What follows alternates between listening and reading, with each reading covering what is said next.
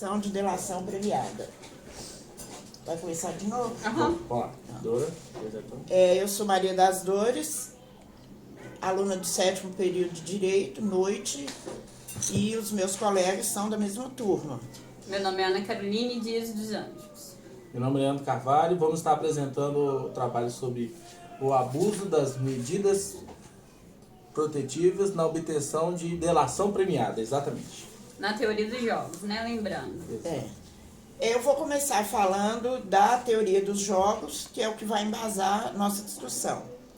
A teoria dos jogos foi criada em 1944 pelo matemático John von Neumann e pelo economista Oscar Marvinstein. E o objetivo inicial seria auxiliar agentes do mercado financeiro nas suas operações. Hoje a teoria dos jogos é usada no direito. E em que consiste? Consiste em se analisar todas as possibilidades que existem dentro de um processo para que seja feita a delação premiada.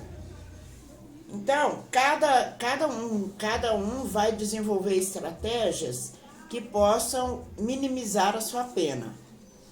É isso, né, gente? Exatamente. Na verdade, ela não é só usada na delação premiada, né? Ela é usada dentro de todo o processo. Ela é mas usada a gente dentro vai de dar todo o o processo. foco aqui na delação premiada, que é o que vem tendo, que tem mais recorrência no nosso tribunal ultimamente. Eu acho que ela pode ser usada mesmo em todo o processo, porque, pelo que eu entendi, o advogado, ao montar uma defesa, ele vai analisar todo o processo e ver o que ele pode falar para defender o seu cliente, baseado no que pode ser dito pelas testemunhas, pelo promotor.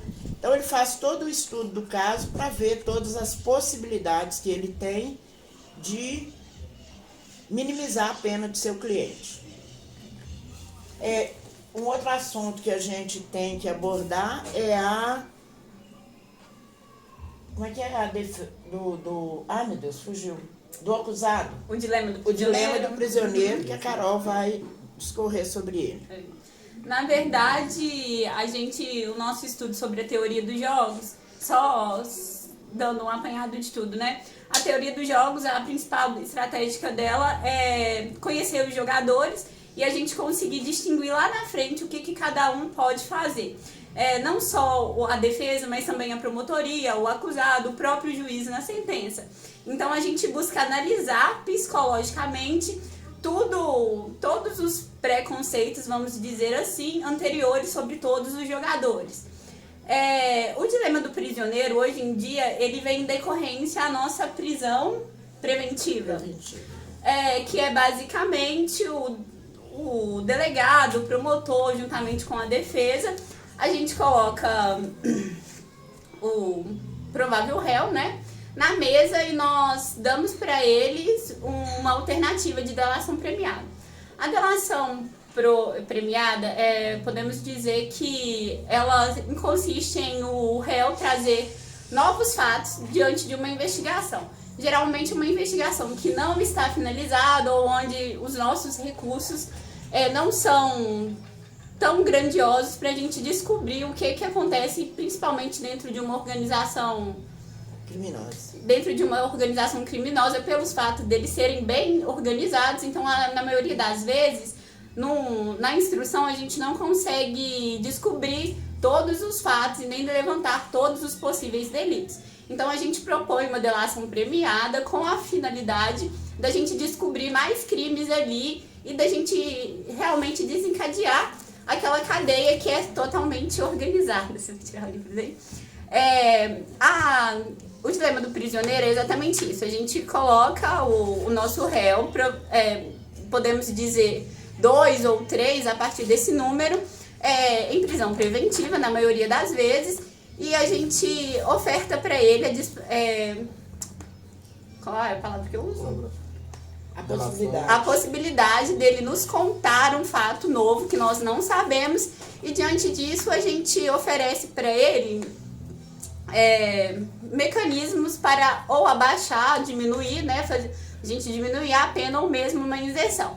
Mas diante disso, ele precisa nos contar fatos novos e o outro acusado, vamos se dizer, o parceiro, né, no crime dele, ele não pode já nos ter dito. Então ele fica naquela dúvida.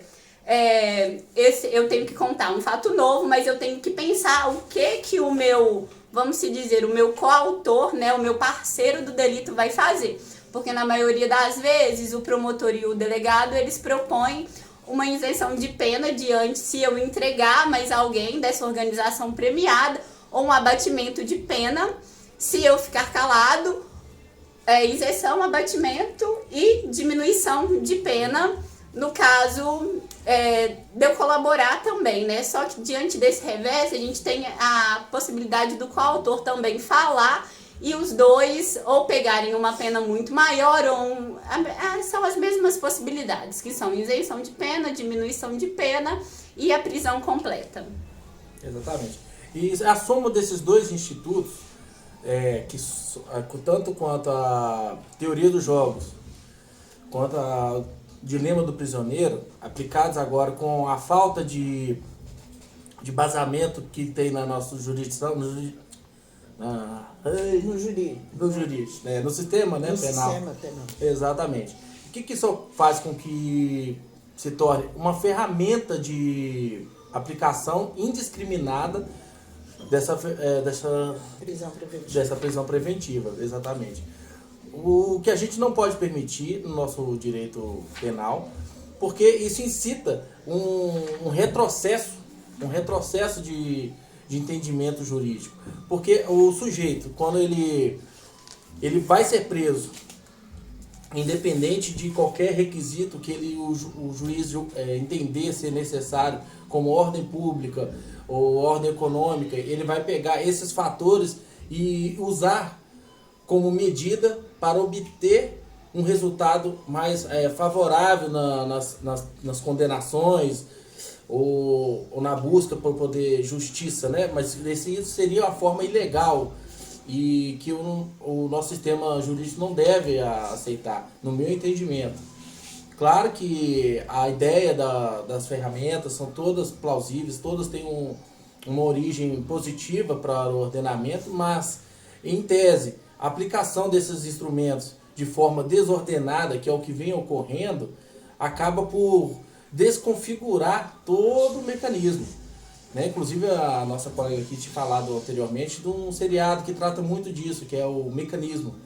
Exatamente, bom para ver, recomendo, que ele trata exatamente dessas especificações que tramitam em todas as esferas do sistema jurisdicional penal, desde a investigação, durante toda a persecução penal. Então, quero passar a palavra para a nossa colega Dora, que eu acredito que tem algumas observações. Eu acho que a ilegalidade aí O que você acha? trata-se do seguinte: é decretada uma prisão preventiva sem serem analisados todos os pressupostos, Exato. com o objetivo de conseguir mais subsídios para o crime. Só que com a aplicação da teoria dos jogos, isso se torna muito mais uma disputa entre os réus. Entre defesa e promotoria, Defesa e promotoria, Isso. porque, na verdade, os réus, quando eles se manifestam, eles estão procurando o que é melhor para eles. Sim. Eles não estão procurando o que é melhor para a justiça. Baseado no que a gente falou de teoria dos jogos, quem estiver orientando esse réu vai dizer a ele exatamente o que ele deve e o que ele pode falar para não se complicar um pouco mais. Tudo bem que é um risco, porque se o outro lá não deletar, ele pode aumentar a pena dele. E tá havendo esse abuso, a gente está vendo principalmente aí na Lava Jato. Sim, não, teve o reforço com a Lei 13.964, que é o pacote de crime, que ela blindou a antiga Lei 12.850. Então, aí o que ele fez? Ele trouxe essa força para esse instituto de colaboração, né, com a prisão preventiva, ela tornando esse instrumento muito mais negocial do que jurídico. Na exatamente. verdade, a prisão preventiva ela acaba se tornando bem aberta, bem subjetiva a quem está julgando, né? Isso, esse critério subjetivo. Perfeito. Então, assim, acaba que, na verdade, a teoria dos jogos, ela é criada e ela deveria ser aplicada da forma mais limpa possível. Alexandre de Moraes mesmo fala isso, ele até cita o fair play, que seria o jogo limpo, porque nós estamos dentro de um Estado democrático de direito. Então, nós deveríamos simplesmente produzir provas totalmente legais. Agir com boa fé, né? Exatamente. Mas o que muitas das vezes a gente realmente vê essa manipulação. E, na verdade, a teoria dos jogos, ela não deveria ser feita para manipular. Ela não foi feita, a realidade é essa, ela não foi feita para manipular. Ela foi feita para persuadir. Persuadir no seguinte: o juiz está ali para dar a pena, mas existem preconceitos, e eu não digo de preconceito no modo popular dito. Conceitos, você está dizendo conceitos anteriores. Isso, Então, tem juízes que são mais liberais e tem juízes que são um pouco mais dentro da lei, não? Conservadores, dentro da lei não, porque todos acabam agindo ali na medida do seu subconsciente dentro da lei, né? Exatamente. Mas a teoria dos jogos, ela basicamente nos ensina isso, a gente conseguir ter uma visão completa, não só do momento que a gente está na instrução, mas com a finalidade que a gente quer. São as estratégias, o que eu falo agora, o que eu vou falar lá na frente, o que o meu juiz já vem fazendo. Então, às vezes, nas séries americanas a gente vê muito isso mesmo, em questão de advogados que procuram as próprias jurisprudências dos juízes para embasar a defesa dele. Exatamente, para basicamente traçar ali uma linha. Um juiz que é conservador, ele condene um cara a 5 anos de prisão por, vamos dizer assim, por estar portando uma quantidade inferior de drogas.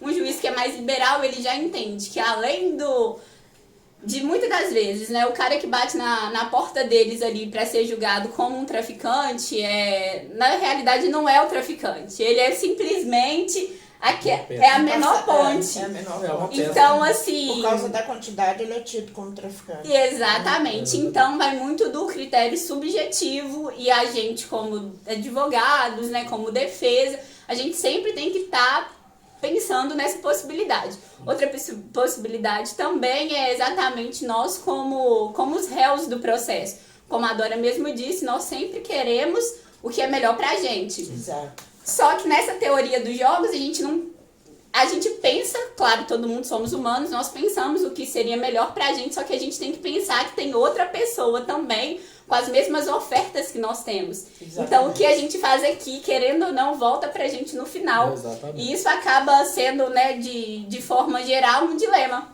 Para finalizar, eu gostaria de falar também,